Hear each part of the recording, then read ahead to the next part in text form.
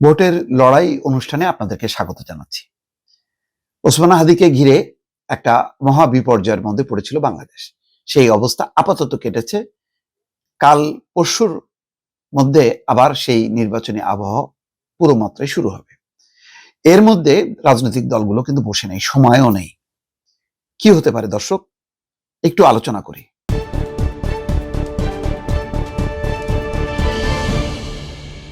টানা 2 থেকে 3 দিন যে উত্তেজনা ছিল, তাতে সব রাজনৈতিক দলগুলোর নির্বাচনী কার্যক্রম বলা যায় এক ধরনের স্থবির হয়ে গিয়েছিল অথবা স্থগিত হয়ে পড়েছিল।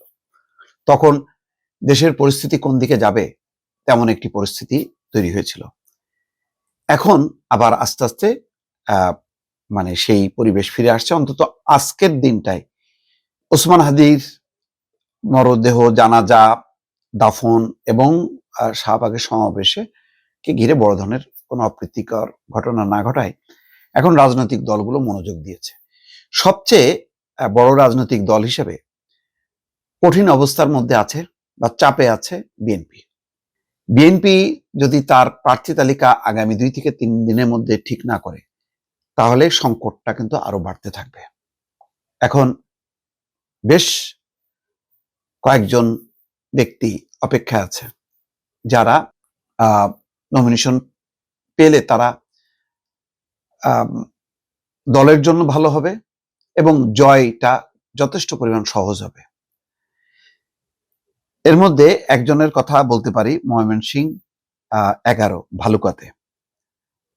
ভালুকাতে অনেকেই বলছেন, বাংলা ভিশনের প্রতিনিধি সেখানে সরেজমিনে দেখে এসেছেন, মাঠ পর্যায়ে জরিপ করেছেন। মোহাম্মদ মোর্শেদ আলম একজন শিল্পপতি, উদ্যোক্তা, যেখানে অন্তত প্রচুর শিল্প কলকারখানা আছে, 200-র মতন শিল্প কলকারখানা। এই শিল্প কলকারখানার নির্মাণ, ঠিকাদারি কাজ সবকিছুর সাথে এই মোর্শেদ আলম যুক্ত এবং বহু শ্রমিকের মানুষের কর্মসংস্থান হয়েছে। এই মানুষটা দুর্ভাগ্যবশত প্রাথমিক মনোনয়ন পায়নি, এখন চূড়ান্ত মনোনয়নের অপেক্ষায় আছে। সব দিক থেকেই তার পক্ষে একটা জনস্রোত আছে, আশা করছেন যে চূড়ান্ত মনোনয়ন পাবেন। একইভাবে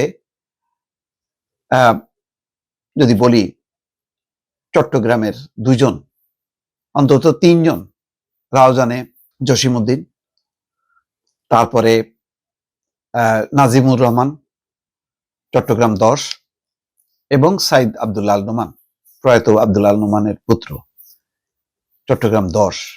এই আসনগুলো, 2টি আসন খালি আছে। রাউজানে আবার এমন একজনকে দিয়েছে যেখানে, যার বিরুদ্ধে সংঘাত সৃষ্টি করার, স্থানীয় চাঁদাবাজি, মাফিয়া, খুন, জখম, অনেক কিছুর সাথে তার লোকজনের সম্পৃক্ততার অভিযোগ আছে। বলা হচ্ছে যে যদি এখানে পরিবর্তন আনা না হয়, তাহলে পরিস্থিতি আরো নাজুক হবে।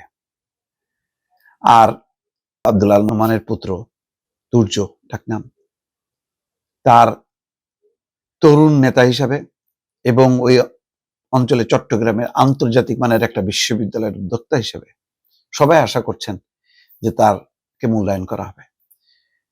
নাজিমুর রহমান, এখনো সেই আসনটা ফাঁকা আছে, তিনিও আশা করছেন। সদস্য সচিব বিএনপির ওই অঞ্চলে, তিনিও আশা করছেন। অর্থাৎ এখন মোর্শেদ আলম, যার সেখানে খ্যাতি আছে, সুনাম আছে, তার মতন মানুষগুলি যদি বাদ পড়ে, তাহলে কিন্তু এবার কঠিন পরিস্থিতির মধ্যে পড়বে বিএনপি। আমি কয়েকটা নাম উল্লেখ করলাম, আরো অনেকগুলো নাম আমার এই মুহূর্তে, সুনামগঞ্জ 1 কামরুজ্জামান কামরুলের কথা বলা যায়।